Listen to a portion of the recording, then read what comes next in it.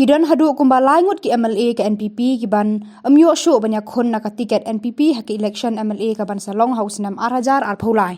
Ya kanila thu do president ke NPP Meghalaya state Dr. WR Kharluki habakran baglat phathai khubor hadin ka jingalang pen scam mi kinong kit kamba pura jog NPP Shillong North hne kasni.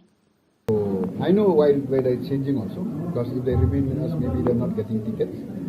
So this is a station, and at the same time you'll see, by January, 8 MLAs will be joining NPP from other parties. Yeah, that's why some of them might not get tickets, so they're thinking of looking to other areas where they can get tickets maybe. So if you can indicate how many sitting MLAs will not be getting tickets from the NPP? I think 3.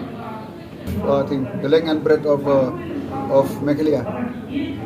We are fighting in not less than 54 seats NPP, right from Karo Hills, Khasin, Jain Hills. Other parties are fighting against the NPP in not less than 54 seats. But is it you can verify this. We are targeting for an absolute majority, the way I've seen it today.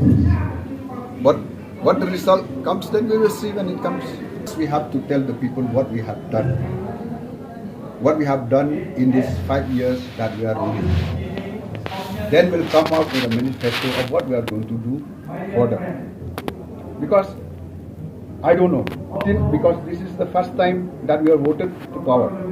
What I feel is a party in government should tell the people what they have done. Not that they keep on promising. At least I'm proud to say that my party will do this.